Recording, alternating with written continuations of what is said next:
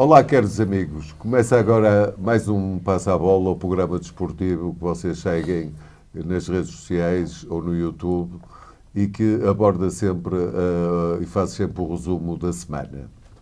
E a semana começou com a Allianz Cup e com uma surpresa. Não será tanta surpresa porque o Estoril já tinha feito uma gracinha e tinha ganho no Dragão, mas o Estoril recebia o Porto e era um jogo decisivo, sobretudo para o Porto, uma vez que o Estoril já tinha uma vitória e se fizesse a segunda, eliminava automaticamente o Porto da Final Four. E foi isso precisamente que aconteceu. O Porto apareceu mudado, o Francisco Conceição fez algumas alterações. Será que essas alterações justificam, Diogo Leite, o mau resultado do Porto e a consequente eliminação da Final Four? Bom dia para ti, Rui, para o Jorge e a todos que estão a acompanhar o programa. O jogo do Porto com o Estoril, na minha opinião, foi uma desgraça. Penso que até houve uma certa falta de motivação por parte da equipe e até mesmo por parte do Sérgio Conceição. Sérgio Conceição, na véspera, disse precisamente o contrário. Sim, mas isso... Aliás, o Porto é o detentor do troféu. Sim. Era. Mas uma coisa é dizer, outra coisa é expressar o que se diz, não é? E o Sérgio Conceição até podia estar motivado, mas penso que os jogadores estavam desmotivados para o jogo e para aquela competição.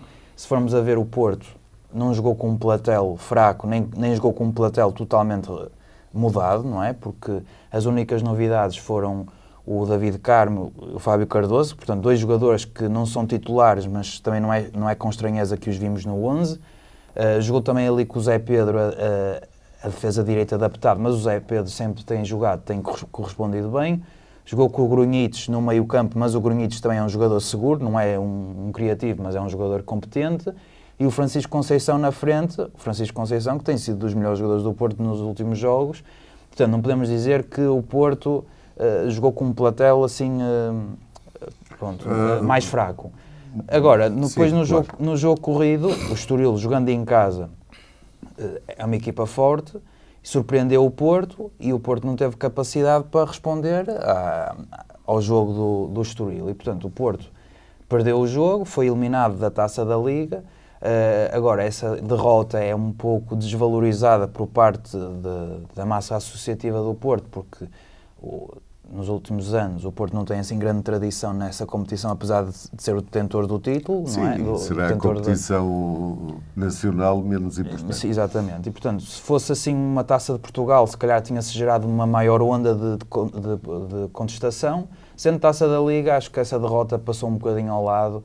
Claro que ficamos com pena porque todas as competições são importantes e se o Porto ganhasse era importante para o clube, até para dar confiança, se calhar, a alguns jogadores. Mas realmente o Porto fez um mau jogo, fez um jogo miserável e foi derrotado de forma muito foi justa. Foi uma vitória justa. Exatamente. Fernando Jorge, então será mesmo o Estoril que fez uma grande exibição e mereceu inteiramente a vitória. O Porto fez o que pôde, mas apareceu um Estoril em grande, o que aliás tem verificado nas últimas jornadas, é um Estoril a crescer de semana para semana. Ora bem, olá para vocês dois e para aqueles que nos vão acompanhar, os nossos ouvintes, durante a semana. É assim, eu não concordo muito com o que diz o Diogo desta vez, relativamente ao Porto. Acho que o Estoril foi superior ao Porto nos dois jogos. Isto significa que o Sérgio Conceição leu mal o filme dos jogos, ou seja, não aprendeu com a primeira derrota com o Estoril. Atenção que o Estoril para já é a única equipa que ganhou duas vezes ao Porto, que não é fácil ganhar ao Porto. Claro. Mas no Dragão. E nomeadamente no Dragão ainda mais difícil é.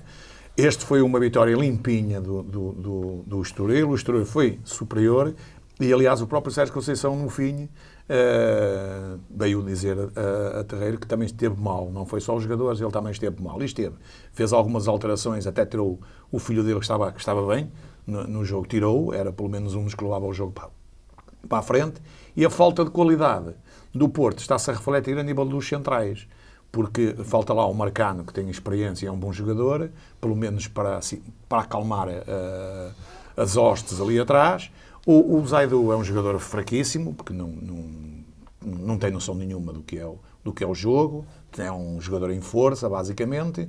O David do Carmo, não sei se vai se ingrar no Porto ao nível do preço que custou, porque tem feito muitas asneiras, portanto, durante o jogo fez Aliás, várias entradas em falso. Está ligado ao só não é resultado. expulso porque os árbitros às vezes, enfim, fecham os olhos ou o VAR não intervém nem nada, porque senão já teria sido expulso mais do que uma vez.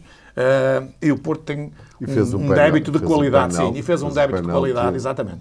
Fez um débito de qualidade, mas o penal já não influi muito porque em termos do jogo. Depois, é inadmissível como é que 3 jogadores, basicamente, o Estoril, desde que foi para lá, o Vasco Seabra está a fazer um bom trabalho. Eu ainda ontem vi o Estoril.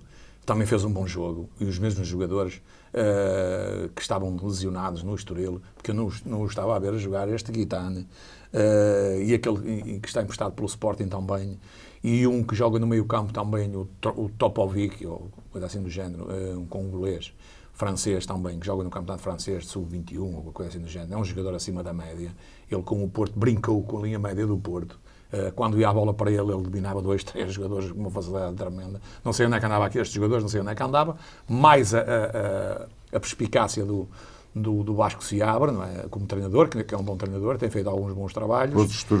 O segundo golo do Estoril, do Rafik Guitane, é um golo inadmissível para uma equipa do nível do Futebol Clube do Porto, porque ele pegou na bola praticamente no meio campo, passou para os jogadores todos. Os jogadores do Porto puseram-se a olhar. Há uma situação em que estão dois... Exatamente, há 2 jogadores do Porto que estão a olhar para ele e nem sequer se fazem à bola. Ele passa por meio deles como se não estivessem ali ninguém. E depois atira bem à baliza, não é? E faz um bom golo, além das jogadas que fez durante o desafio. Portanto, não há mais nada a dizer. O Sérgio Conceição esteve mal, pelo menos no segundo jogo, não é? Porque o Porto é o detentor ainda deste troféu, desta taça da Aliança, ou taça da Liga, e portanto o Porto está fora.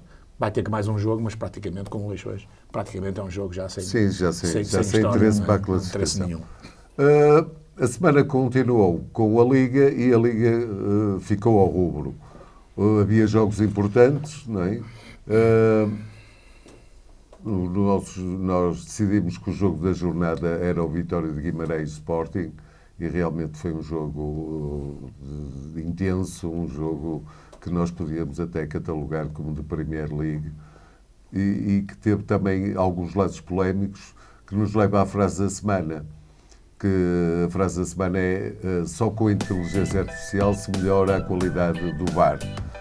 Fernando Jorge, tiveste esta frase, escolheste o jogo Guimarães do Sporting como o jogo da jornada, achaste que o VAR teve influência no resultado ou se o resultado foi correto, já que o Guimarães conseguiu uma reviravolta e ganhou o jogo por 3-2?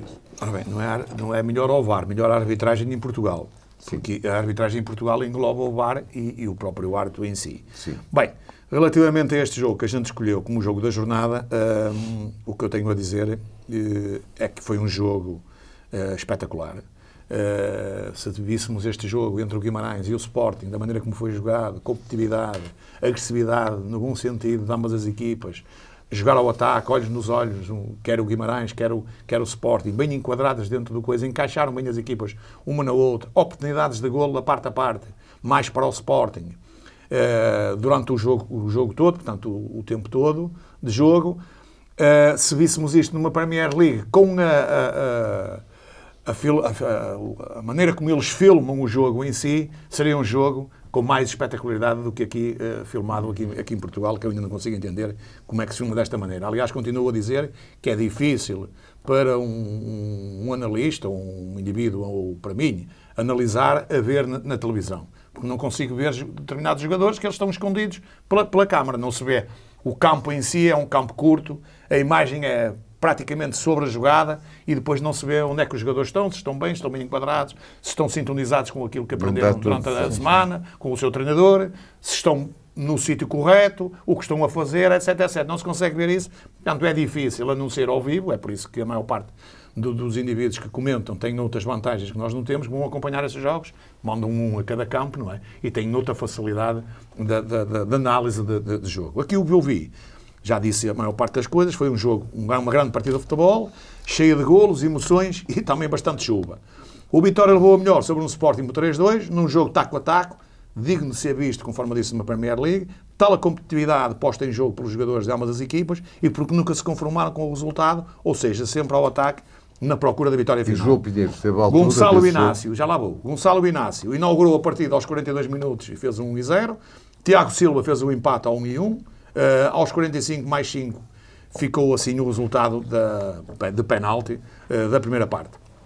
No começo da segunda parte o jogo continuou renhido e aos 73 minutos o André Silva fez o 2-1 para o Guimarães e nem sequer houve tempo para o Guimarães descansar relativamente a esta vantagem no marcador, pois aos 77 minutos no remate Nuno Santos e ressaltando a defesa do Guimarães, o Sporting empata a partida em 2-2, ou coloca o resultado em 2-2. Com as substituições e a entrada de Dani Silva, numa boa jogada, mas com alguma distração da defesa do Sporting, este de ângulo apertado fez o 3-2 final e assim o Sporting, que se podia distanciar do Benfica pelo empate caseiro deste, Antes, pelo contrário, viu diminuída a perde uma vantagem boa também. oportunidade de ganhar mais alguns pontos de avanço. Não foi o melhor jogo dos jogos do Sporting, mas a vitória podia ter calhado para qualquer um dos lados.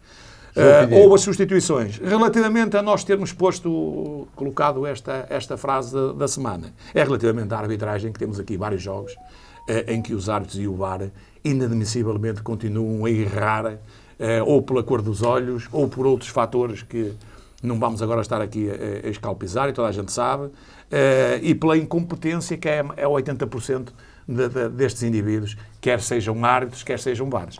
Portanto, o caso do penalti, aos 45 mais 3, o Magda, para mim, o Alá, e nas imagens televisivas até hoje, não há nenhuma que nos comprove que o Adam toca no Magda, não toca, nem ligeiramente sequer, e portanto era a expulsão do Magda por o segundo amarelo e o golo não havia penalti nenhum e o Sporting ia para o intervalo a ganhar 1-0. Ora, claro que isto tem influência e impacto no resultado final, provavelmente, não é? Porque o Sporting iria para a segunda parte a jogar contra 10. Confortável. E mais confortável, com mais um jogador, e o jogo seria outro. E Não foi assim, desta maneira, e mais um erro crasso, quer do árbitro, quer da arbitragem e do VAR. Diogo Leite, partilhas da opinião do Jorge que foi um bom jogo, mas que o árbitro, nomeadamente no lance do empate, favoreceu o Guimarães e, portanto, adulterou de alguma forma o jogo decorrente, a segunda parte, sobretudo, não é? Sim. Uma vez que o Guimarães veio mais moralizado, uma vez que conseguiu, ainda na primeira parte, desfazer a desvantagem. Sim. Concordo com tudo o que o Jorge disse. Foi um grande jogo, um jogo com 5 golos, de 2 grandes equipas. Aliás, eu queria destacar o trabalho do Álvaro Pacheco, que é um treinador com muita qualidade, se bem que até agora nunca tinha tido verdadeiras oportunidades. Ele teve no Estoril, mas foi despedido. Foi escorraçado, por assim dizer, do Vizela. Do Estoril as coisas não correram bem, mas eu penso que o Álvaro Pacheco merecia assim uma oportunidade num clube assim de outro patamar, o Vitória de Guimarães ou até mesmo o Braga. Está a fazer um excelente trabalho no Vitória de Guimarães, vai nos primeiros classificados. Quando o Porto foi a Guimarães teve muitas dificuldades, acabou por ganhar o jogo, e o Sporting este fim de semana também teve muitas dificuldades e acabou por perder o jogo. Foi um jogo muito bem disputado, se bem que deve-se dizer que o Sporting, na minha opinião, foi prejudicado.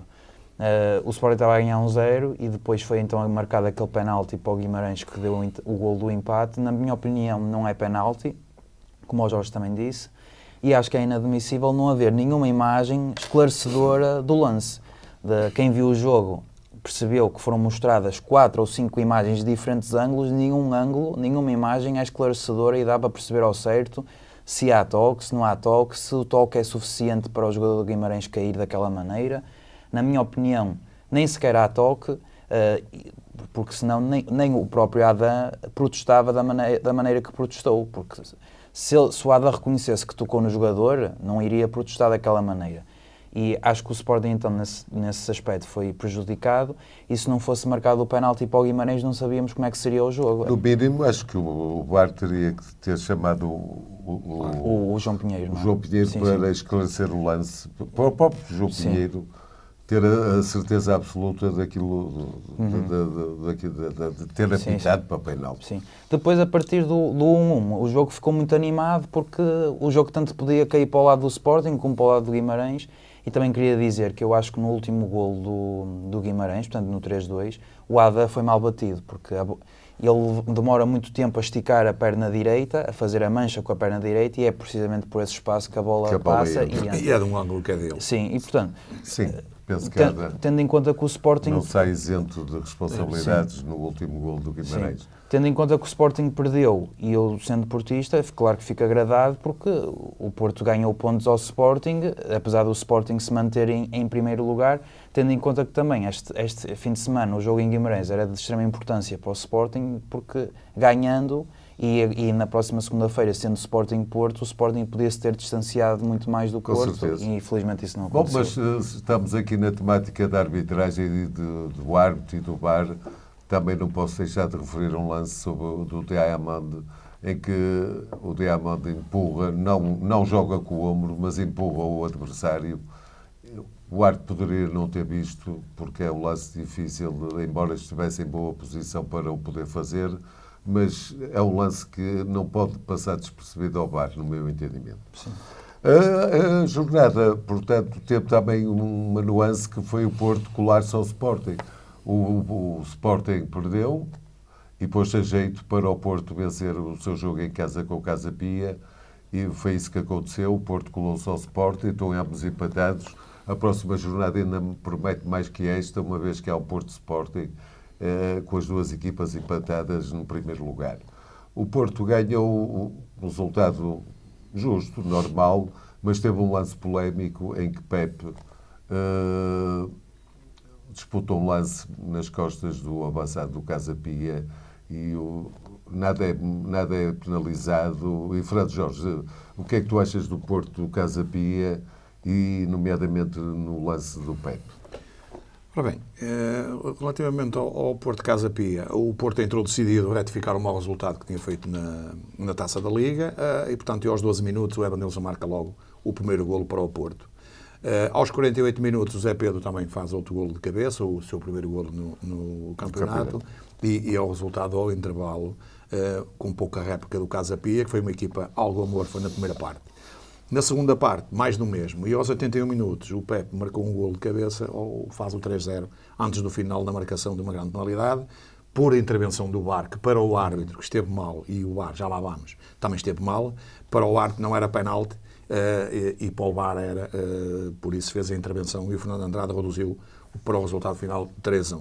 Com o empate do Benfica e a derrota do Sporting em Guimarães, foi um dia em cheio para o Porto, que assim chegou ao topo da classificação execo, com o Sporting, ambos com 31 pontos. Relativamente à arbitragem, evidentemente nós não sabemos como é que iam decorrer o jogo depois destes lances que são ou que podem alterar substancialmente o resultado. Aos 30 minutos, Pepe tem que ser expulso, porque Pepe nem sequer joga, nem sequer faz uma carga com o ombro no Cleiton, que se isola. O Cleiton ganha-lhe a posição, ganha-lhe a parte da frente, e o Pepe nele toca com o pé e depois empurra com o braço. É um penalti não, é uma expulsão nítida, e o Pepe vinha para a rua aos 30 minutos. Certo que o Porto estava a ganhar já 1-0, e provavelmente o Porto mesmo com 10, eventualmente, pelo que jogou, e o Casa Pia jogou pouco na altura, eventualmente acabaria por ganhar o jogo, fez 3 golos. Não sabemos, fez 3 golos, mas o Pepe faz um desses 3 golos, o Pepe, atenção. Portanto, não sabemos como é que iria correr o jogo. A única coisa que sabemos e que podemos dizer e que eu posso afirmar é que o jogo seria completamente diferente, porque o Porto ia jogar com 10 e o Casa Pia ia ganhar um bocado de moral, como ganham todas as equipas quando se encontram a jogar com mais um jogador. Teria sido mais difícil para o Porto conseguir esta vitória tão folgada como conseguiu. E, portanto, o Porto ganha os 3 pontos, justamente atendendo a que nada não foi penalizado por estas jogadas. Por isso, mais uma situação de um caso escandaloso que não é admissível, quer no VAR, quer para a arbitragem. E o penalti era exatamente a mesma coisa. É um penalti nítido para toda a gente, porque é em cima da linha da área, em que o árbitro está ali, a 2, 3 metros, e é impossível logo dizer que não está. Além de que o VAR aqui, há um protocolo em que o VAR só intervém quando o árbitro acha que ele deve intervir. Mas o gesto que o árbitro faz no lance do Pepe, que toda a gente viu, a fazer assim, que para ele não havia nada, anula automaticamente a intervenção do VAR. E o VAR aí lava as mãos. O indivíduo que estava no VAR, o Sr. Gustavo Correia, lavou as mãos. não fez intervenção nenhuma porque achou que o árbitro decidiu logo e mesmo que fosse ver, provavelmente o árbitro ia decidir aquilo que decidiu, com as mãos a dizer que não se passava nada. Portanto, mais uma arbitragem escandalosa no campeonato. Já, portanto, foram duas situações flagrantes, quer em Guimarães, quer no Dragão. Diogo Leite, o Porto atingiu os seus objetivos mais imediatos, que é atingir o topo da classificação. És um adepto satisfeito? Não sou totalmente satisfeito, porque eu considero-me assim um adepto exigente. Não bastam as vitórias, é preciso também juntar às Porto vitórias. essa cultura de exigência, não é só exatamente, não é preciso, não basta os bons resultados, é preciso juntar aos bons resultados boas exibições. E no sábado valeu mais o resultado do que propriamente a exibição. O Porto começa bem, realmente, como o Jorge disse. O Porto entrou muito pressionante, muito agressivo, a querer resolver o jogo cedo e a querer também dar uma resposta à eliminação da Taça da Liga à meio da semana contra o Estoril. Chega ao golo cedo, depois abranda, como já é natural. O Porto, em vez de procurar logo marcar 2 ou 3 na primeira parte para resolver o jogo e até mesmo para dar descanso, uma vez que o Porto vai jogar agora para a Liga dos Campeões, abranda. E a sorte é que logo no início da segunda parte marca o segundo golo, que dá logo um conforto. Mas de salientar que com o jogo 2-0, o Casa Pia teve lá umas oportunidades de perigo, mandou uma bola ao poste e, portanto, podia ter reduzido para 2-1, e o jogo ficando 2-1, não sei como é que seria, até porque o Porto geralmente com 2-1 fica muito intranquilo, e o Casa Pia viu-se que teve lá umas jogadas de qualidade e muito perigosas. De destacar novamente a aposta do Sérgio Conceição no Zé Pedro, que, como eu já disse muitas vezes aqui no programa, é um jogador que eu aprecio muito e com muita pena minha também. Sóbrio, exatamente. Com muita pena minha, o David Carmo parece que está completamente tapado pelo Sérgio Conceição, no sentido que ele depois da exibição... nem com foi. Exatamente. Depois da exibição que teve contra o Estoril, o Sérgio Conceição castigou-o, por assim dizer, e não sei quando é que terá novamente a oportunidade. Agora, relativamente ao lance do Pepe, é um lance para expulsão. Admira-me o facto do árbitro nem ter dado o amarelo e o VAR não ter intervido. Não marcou falta. Pois, mas devia ter marcado falta e podia ter dado o amarelo e se calhar o VAR corrigir. Se falta era inevitável o cartão Exatamente. vermelho, uma vez que o jogador do Casa Pia ia isolado para a baliza, Sim. frontal, não é? Sim. Ia para finalizar. Sim. É um lance que custa-me entender a leitura e a análise que o árbitro teve. Eu sou portista, mas tenho que admitir aqui as verdades, não é?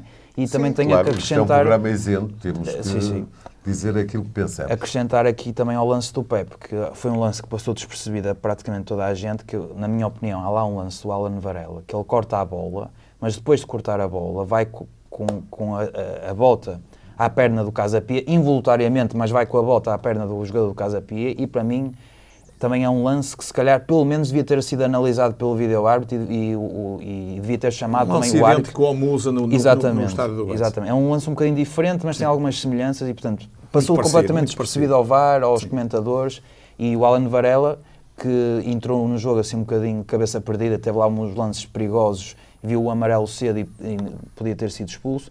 Agora, valeu mais o resultado e também era uma vitória muito importante para o Porto, tendo em conta que quando o Porto jogou, o Benfica já tinha empatado e o Sporting já tinha perdido em Guimarães, e tendo em conta que o Porto agora vai jogar com um rival direto, não é? Com o Sporting. Sim, é o jogo dos primeiros. E uma coisa é ir para esse jogo. Uma coisa é ir para esse jogo a 3 pontos do Sporting, outra coisa é ir em igualdade pontual, não é? Não, o Porto cumpriu a sua obrigação, não jogando brilhantemente, mas de lamentar uma vez mais que o VAR não foi corajoso. Sim. Deixamos para o fim o Benfica. Porquê? Porque o Benfica começou a jornada em segundo lugar e terminou, embora curiosamente e paradoxalmente, encurtou um ponto de diferença para o líder, que era o Sporting, mas acaba a jornada em terceiro lugar. E porquê? Porque empata em casa com o Farense. Isso gerou uma onda de contestação enorme ao seu treinador. O Benfica teve uma atuação esforçada, voluntariosa, rematou muito à baliza, mas com muito pouco acerto, uma vez que empatou o jogo 1-1 com o Farense. Roger Schmidt está no centro da polémica. Fernando Jorge, Achas que tem razão os adeptos ou será que é a estrutura que defende tão cerradamente Roger Schmidt que tem razão? Nesta onda de contestação, quem é que tem razão? É o treinador ou é... Para aparecerem em zonas interiores e fazerem as permutas posicionais que tanto encantavam a época passada. Mas, ingloriamente, o Benfica perdeu 2 pontos num jogo que merecia ter goleado. Depois foi o que subiu nas substituições. Mais uma vez, Roger Schmidt mostrou que é fraquíssimo na análise ao jogo e é aquilo que o Benfica necessita para tentar dar a volta ao jogo. Na substituição de João Neves, aos 64 minutos, dá-se o caso do jogo da contestação ao treinador. Deu-se o inesperado, mas mais tarde ou mais cedo isso ia acontecer. Carlos Schmidt. Porquê? A revolta dos adeptos do Benfica não foi só pela saída do João Neves. E foi sim porque os consagrados, Rafa, João Mário e Di Maria, independentemente de jogarem bem ou mal, jogam sempre e na totalidade de minutos. E outros são ostracizados, como Musa, alguns exemplos, Musa, Tiago Gouveia, Jurasek, Bernard, etc. Que ninguém percebe. Carlos Schmidt, você acabou de decretar uma guerra em que o derrotado, infelizmente, será o Benfica. Porque nunca nenhum treinador venceu contra as bases de um clube, os seus adeptos. Que mal ou bem, sem ameaças físicas ou confrontos, têm todo o direito a omitir a sua opinião. Os adeptos são a base das equipas de futebol. Os seus treinadores e jogadores também, os seus dirigentes, cada qual no seu papel, devem desempenhar a sua função em prol do seu clube e não em benefício próprio. E são substituídos, conforme o seu desempenho, os adeptos, esses existirão sempre, e o clube também. Quem não perceber esta lógica está deslocado e deve, a bem ou a mal, ser demitido, independentemente de ter sido um grande jogador de futebol. 2 exemplos, Pelé e Eusébio, 2 dos maiores de sempre, porque será que nunca foram dirigentes e treinadores? Quando com o estatuto e sem competência para o cargo, ganham lugares por isso. Coitado do clube onde estão. Portanto, isto é um recado, quer para o Sr. Schmidt, que vai sair mal do Benfica, quer para a estrutura, nomeadamente para o seu presidente, que esteve mal também ao vir defender o treinador, neste caso, tarde e a más horas, que já devia ter feito a intervenção há 15 dias atrás, e nunca devia autorizar nem ficar solidário com o treinador contra os adeptos do Benfica, porque é os adeptos do Benfica que colocaram lá o Sr. Rui Costa e é os adeptos do Benfica que pagam para manter o Sr. Schmidt lá à frente, bem ou mal, como treinador. Exatamente. Continuo a dizer, porque parece que ainda ninguém chegou à conclusão, mas eu continuo com a minha, até para o bem contrário, que o Sr. Schmidt não aceita a crítica. Não é? É turrão, é teimoso e é ditador. E como não aceita, vai sair para a porta do cavalo. Entrou bem no Benfica, com quem gosta de futebol ama o Benfica. Entrou muito bem, vai sair para a porta do cavalo também, porque não admite críticas e é inflexível. E como é inflexível, para mim, já viu que não tem mal no plantel, já viu que cometeu N erros, porque de estúpido ele não tem nada, pelo contrário, na minha opinião, e acredito, e volto a frisar aquilo que já disse nos programas anteriores. O Sr. Roger Schmidt está a fazer de propósito para ser ressarcido no Sport Lisboa e Benfica. E quem vai ficar mal vai ser o Benfica e o seu presidente. E vamos ver com os próximos 2 jogos, que vão ser importantíssimos, qual vai ser a definição. Achas que o Roger Schmidt é um problema ou é solução para o Benfica? Eu acho que é um problema. E o Roger Schmidt parece que vive noutra realidade, noutro mundo. Também temos de ter em conta que vamos ver os clubes que ele treinou até agora. Treinou o Salzburgo da Áustria, treinou, penso que o Mönchengladbach da Alemanha, sim. Treinou o PSV da Holanda, dos Países Baixos. São países com culturas completamente diferentes, tanto que ele na sexta-feira estranhou completamente aquela onda de protestos que teve atrás do banco. Portanto, é um treinador que não está habituado ao ambiente e aos costumes de cá e não só. E depois acho que teve muito mal nas declarações que fez no pós-jogo, a criticar os sócios, quer queiramos, quer não, há sócios que se comportam melhor e há outros que comportam pior, mas ele não pode ter aquelas declarações a dizer para os sócios ficarem em casa, porque, como o Jorge disse, são os sócios que pagam as cotas e ajudam financeiramente o clube, são os sócios que contribuíram para que o Rui Costa chegasse à presidência e, portanto, o Roger Schmidt acho que esteve muito mal e eu não sei até que ponto esta onda negativa vai continuar, porque imaginemos que o Benfica agora perde contra o Salzburgo a meio da semana, nem à Liga Europa vai, e depois, no próximo fim de semana, tem um jogo muito importante em Braga. Ou seja, o Roger Schmidt já vem de uma onda negativa desde o Moreirense e pela campanha negativa que tem feito na Liga dos Campeões. Essa onda negativa tem-se visto no Campeonato Português e tem tido continuidade. Vamos ver o que é que acontece agora, no decorrer desta semana e no próximo fim de semana. Agora, relativamente ao jogo de sexta-feira, foi um festival de golos falhados. Tanto que o Roger Schmidt, penso que na conferência disse que o Benfica criou oportunidades para ganhar 2 ou 3 jogos. Realmente 37 oportunidades de golo, tudo bem que não são todas claras de golo, mas é um caudal ofensivo muito, muito grande. E, portanto, o Benfica tinha a obrigação de ganhar. Agora, não se pode explicar, tanto pode ter sido mérito do Farense a defender e também de mérito do Benfica a atacar. A realidade é que o Benfica empatou e o grande vencedor desta jornada foi o Porto, que tirou proveito do desaire, tanto do Benfica como do Sporting. E o Benfica tinha a obrigação de ganhar, assim como o seu treinador é treinador para ajudar a equipa a ganhar, o que não foi o caso. Foi o contrário. Sim. Foi isso que a gente salientou. Sim, uma equipa que permite tantas oportunidades de golo, com certeza que não tem grande mérito a defender, aí terá que ser salientado a pouca eficácia. Pronto, realmente a grandeza da exibição do guarda-redes, mas também a ineficácia da equipa do Benfica no capítulo da finalização e muitas vezes da criação. O jogo não foi assim tão brilhante que permitisse tantas oportunidades de golo. Foi talvez uma certa fragilidade defensiva do Farense que permitiu que o Benfica fizesse tantos remates à baliza, mas muitos deles desenquadrados. Isto também, para mim, é uma grande falácia. E depois a jornada não, mas a semana vai continuar e a próxima semana vai continuar com 3 jogos decisivos para as equipas portuguesas na Liga dos Campeões. Portanto, o Porto recebe em casa o Shakhtar Donetsk com o segundo fôlego, é o jogo do tudo ou nada, o Porto se perder é eliminado e, portanto, não passa à fase de grupos, o que seria um balde de água fria, tem tudo para o fazer, joga em casa, ganha ao Shakhtar na casa do Shakhtar.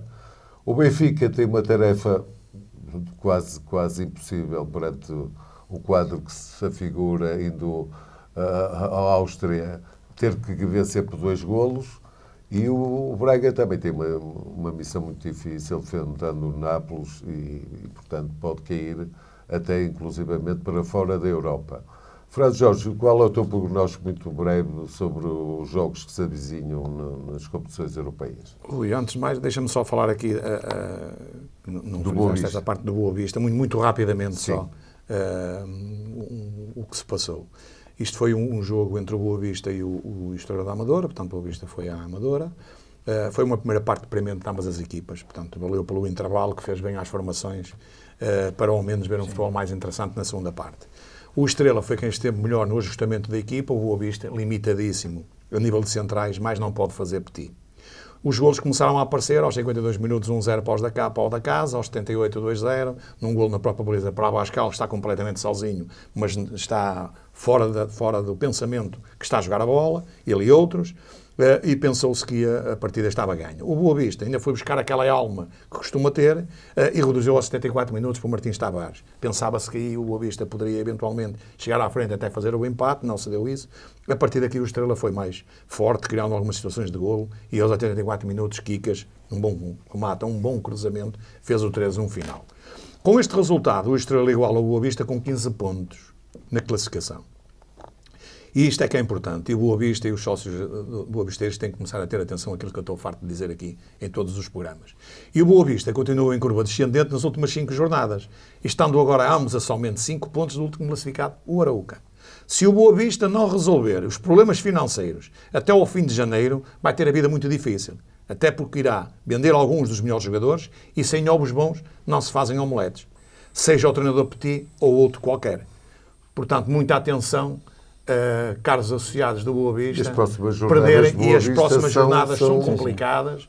O Boa Vista vai ter jogos difíceis e a nível da meia tabela para baixo nomeadamente ali 12 equipas, estão ali praticamente com 4, 5 pontos de diferença. O problema é que o Boa Vista, ao vender os jogadores, isto é que é mais grave, tem que vender os jogadores para poder ir ao mercado, mas para vender os jogadores vai vender os melhores jogadores. Pois. Vai enfraquecer o plantel. Ora, se o plantel já é limitado e o Boa Vista não vai enfraquecer, vai ser difícil o Boa Vista aguentar. Ganhou já muitos pontos, nomeadamente ao Benfica, entrou bem no campeonato, já dissemos isso aqui. Sim, mas o Boa não- Vista é não- um não sério chega. candidato. Se não arrepiar caminho e não for feita uma intervenção a nível da estrutura do Boa Vista, o Boa Vista irá ter dificuldades para se manter na primeira divisão. E caindo numa segunda divisão, quer seja o Boa Vista ou outro clube qualquer, atendendo difícil. ao fator económico, é muito difícil depois voltar outra vez à ribalta. Diogo Leite, queres Relativamente dizer alguma à coisa Liga do dos Boa Campeões. Vista? Do Boa Vista é só dizer que tenho pena de ver este momento negativo do Boa Vista e que agora vai ter um jogo muito difícil já no próximo sábado contra o Guimarães, que É um derby, vem, é um derby. vem É super, uma rivalidade tremenda. vem super motivado de ter ganho ao Sporting e Sim, atenção eu- que o Guimarães, se ganhar ao Boa Vista, pode ganhar pontos aos outros rivais, porque vai haver Benfica, Braga-Benfica pode-se e aproximar Sporting também. Porto. Exatamente. Competições europeias, Benfica na Áustria, o que é que parece? Benfica na Áustria parece-me mais um jogo que vai ser mais do mesmo, porque o Benfica até vai ter agora, devido à expulsão do O António Silva, que não joga, estou a ver o que é que o treinador vai fazer, que é mais do mesmo. Então o que é que ele vai fazer? Vai meter o Morato, que é um dos afilhados dele, mais um, não é? Portanto, das vacas sagradas, não é? Por isso é que está a jogar os jogos todos a lateral, quando o Benfica tem 2 laterais que ainda ninguém consegue entender. Já vamos falar aqui muito rápido sobre isso. Vai jogar com o Alsner, vai deslocar o Alsner da direita, que está a jogar bem, para a esquerda, quando colocava lá, nem que fosse a equipa B, buscar um indivíduo, ou pelo menos colocava lá o Jurasek, que o Jurasek não está lesionado. Não acredito, muito sinceramente, dentro do futebol e que joguei futebol, que o Jurasek seja pior do que o Morato naquela posição de defesa esquerda. Tenho que me comprovar e o treinador tem que me comprovar isso. Enquanto me comprovar, eu não acredito, porque eu não acredito neste treinador, nem posso chegar à conclusão que os jogadores que estão no Benfica, de momento, sejam maus, quer seja o Artur Cabral, o Jurasek, o Bernard e outros similares. O Tiago Gouveia, eu não posso analisar, nem eu nem ninguém, neste momento aqui em Portugal, quando o treinador não os põe a jogar. E há outro fator fundamental. Um jogador até pode ser bom, mas se não ganhar a confiança do seu treinador, pode ser o melhor jogador do mundo. Depois ele passa a ser um jogador banal. Porque tem não sente a confiança. confiança do seu treinador. Vai lá para dentro, no primeiro erro que faz, é colocado cá fora, vai para a bancada, quando há outros lá. Fartam-se de fazer erros.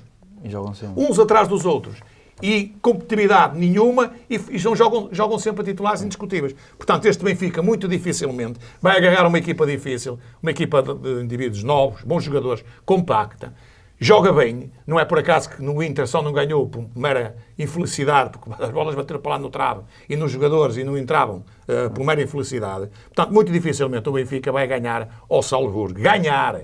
Quando o Benfica tem que ir lá ganhar por 2-0, que ainda é mais Da grave. vantagem de 2 golos. O Diferença Braga de 2 golos. também tem outra tarefa muito difícil, porque tem que ir ganhar ao Nápoles. Mas eu acredito mais facilmente que o Braga possa ganhar ao Nápoles, não pela diferença de 2 golos também, que é difícil. O Nápoles vai marcar golos provavelmente ao Sporting de Braga. O Sporting de Braga tem um handicap, que é aquilo que eu digo, o Artur Jorge. Tem que perder um bocado o receio e o medo. O Artur Jorge, quando perder o receio e o medo, e jogar sem medo, porque tem uma boa equipa, tem uma equipa que pode se bater com qualquer equipa, não é? Portanto, tem jogadores para isso, é um plantel equilibrado. E se jogar sem medo, o Braga faz golos ao Nápoles também. Se jogar a medo, acaba por perder o jogo. Mas muito dificilmente também vai ganhar por 2-0, por diferença de 2 golos. golos. Aqui Claro. é a diferença de 2 golos. O Porto, contrariamente ao que muita gente pensava, onde eu me incluo aqui, nós os três, que dissemos isso, que o Porto estava num grupo em que, à partida, Estava a disputa iria ser entre quem era primeiro. Porque o próprio Barcelona não é aquele Barcelona dos últimos anos. O Porto a jogar ao nível mais ou menos que costuma jogar, com competitividade, essencialmente, e com falta de alguma categoria em alguns setores e alguns jogadores, o Porto bate-se bem a nível internacional. E como se bate bem, nós estávamos convencidos que o Porto ia chegar a esta altura do campeonato já apurado. Pelo menos, no mínimo, no segundo lugar. Ora bem, atenção que o Shakhtar evoluiu muito. Não é o Shakhtar que a gente viu no primeiro jogo, Ganhou até ao Barcelona. gordos e tudo. O Shakhtar jogou bem no Barcelona, foi ganhar ao Barcelona. Portanto, é preciso ter cuidado com o Shakhtar. E o Porto, das duas, uma. Acredito que o Porto vai ganhar o jogo, mas com dificuldade. Mas se o Porto entrar molengão a fazer as neiras e der uma de avanço ao Shakhtar, pode ter graves problemas aqui e ficar arredado da Champions League, da próxima fase, não é? E passar para a Liga Europa. Não é Acredito que o Porto irá pôr tudo no assador, o Sérgio Conceição, e ajustar aqui a melhor equipa Diogo Leite, e os melhores elementos. O Porto vai passar? Eu quero acreditar que sim. Aliás, tudo bem que a nível de contas o empate basta, mas eu só olho para a vitória como cenário possível, até para carimbar a passagem à próxima eliminatória com uma vitória. E, como o Jorge disse, é preciso ter muito cuidado com este Shakhtar. E quem joga para o empate perde. Para quem joga para o empate perde. É preciso ter muito cuidado com este Shakhtar, porque dava-se o Shakhtar como uma equipa derrotada até antes da Liga dos Campeões começar pela questão da guerra, os jogadores estarem fragilizados mentalmente. O primeiro jogo foi muito fraco. Sim. Contra o Porto. Agora o Shakhtar ganhou ao Barcelona, ganhou ao Antuérpia a perder 2-0 lá no Antuérpia. Portanto, é preciso ter muito cuidado. E o Porto tem que entrar como entrou contra o Casa Pia, assim, uma equipa muito agressiva, sem dar assim oportunidades do Shakhtar trocar a bola, chegar à frente e tentar resolver o jogo cedo. Portanto, muita pressão. Quero acreditar que o Porto vai passar à próxima fase e com uma vitória. O Benfica vai ser ali aquele jogo pela luta pela Liga Europa, tanto o Salzburgo como o Benfica podem passar à Liga Europa, se bem que o cenário está mais favorável para o Salzburgo, e eu penso que será o Salzburgo a passar. Não acredito que o Benfica ganhe, ou que ganhe pelo menos com uma diferença de 2 golos, porque o jogo é lá na Áustria e também o Salzburgo tem uma boa equipa e pratica bom futebol. Relativamente ao Braga, vai ser um jogo também muito difícil, apesar do Nápoles não estar a passar uma boa fase, perdeu também agora no fim de semana contra a Juventus. Não é o Nápoles da época passada que impunha outro medo, outro respeito. Acredito que o Braga pode surpreender, como iria surpreender quando foi contra o Real Madrid se não tivesse falhado aquele penalti no início do jogo. Se o Braga entrar bem e até marcar um golo, pode criar ali uma certa desconfiança e insegurança no Nápoles e quem sabe, pode ganhar o jogo. Não estou a dizer pela tal diferença de 2 golos, mas mesmo ganhando o jogo e sendo eliminado, acho que o Braga seria bom e positivo para o Braga. Entretanto, o Sporting para a Liga Europa vai cumprir calendário, não é? Sim. Em princípio, não é? Porque o Sporting também tem que ganhar a este Sturm Graz, porque eles têm 4 pontos, o Sporting tem 7 e uma vitória deles iguala o Sporting, não é? E depois é a diferença de golos. Em princípio é mais favorável ao Sporting por 1. Atenção aqui, não é? Atenção. Não é?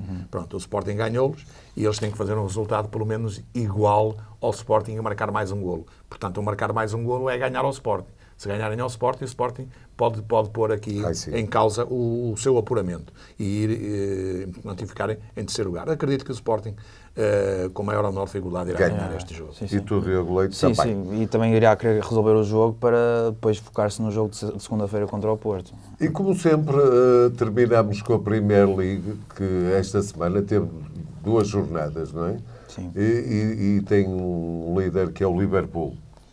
Diogo Leite, como é que vai a Premier League com estas 2 jornadas? Manteve o nível a que nos habituou? Houve jogos espetaculares? O que é que tens a dizer sobre esta semana?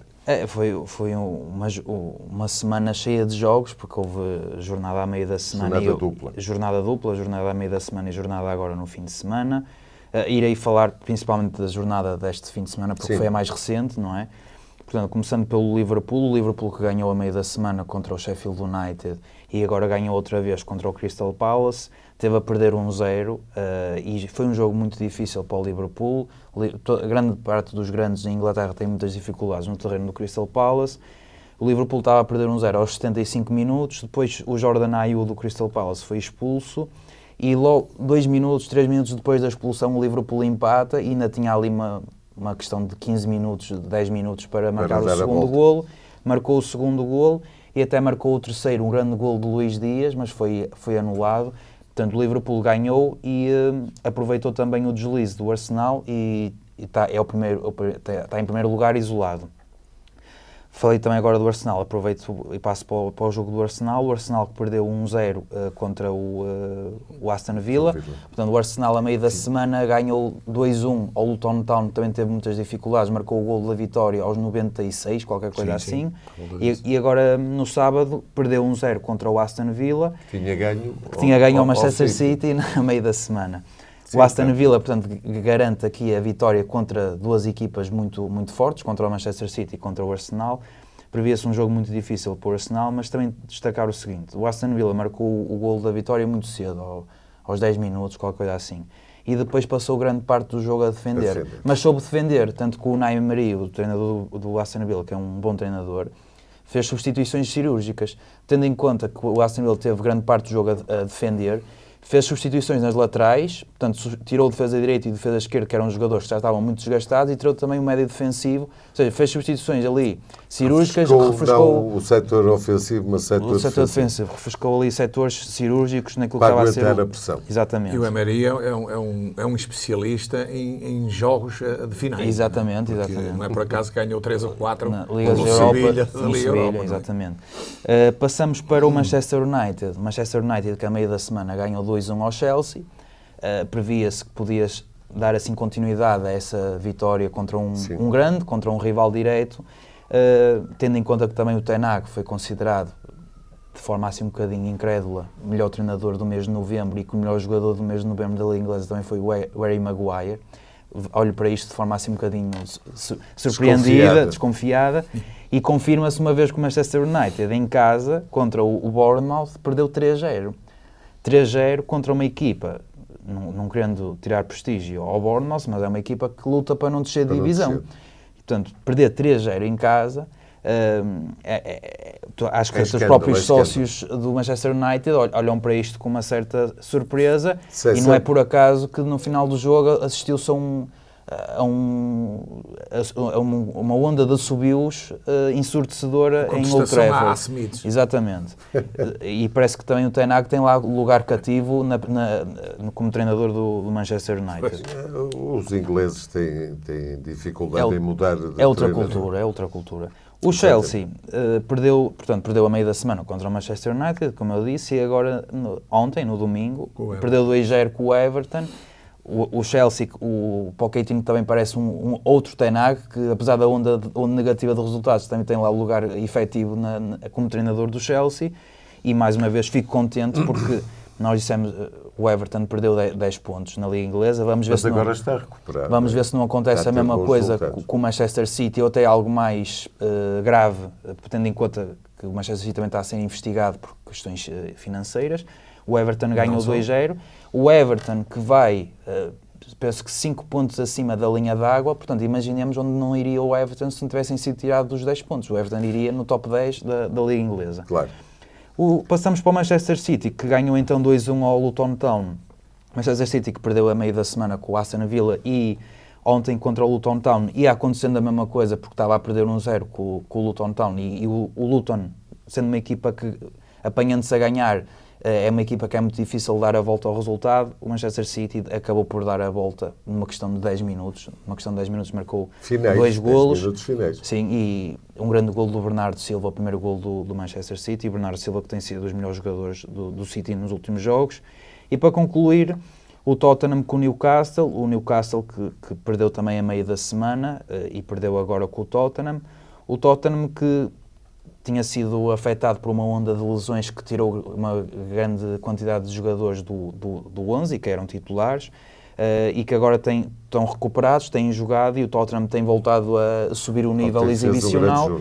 Fez um grande jogo, ganhou pontos, é um rival direto, porque o Newcastle está colado ao Tottenham na tabela, ganhou 4-1, e só para dizer aqui a classificação, portanto, a diferença do primeiro para o quinto lugar é uma questão de 7 pontos, portanto está tudo em aberto. O Liverpool em primeiro com 37 pontos, o Arsenal com 36, portanto com menos 1 ponto que o Liverpool. O Aston Villa vai em terceiro lugar, que é a grande surpresa, com 35 pontos, portanto a 2 pontos do primeiro lugar. Manchester City com 33 e o Tottenham com 30, portanto vemos que aqui o top 5, e até podemos incluir o Newcastle, que vai em sexto, aqui uma luta acesa por lugares europeus e pelo título. A Liga Inglesa que nós conhecemos, 7 pontos não é nada.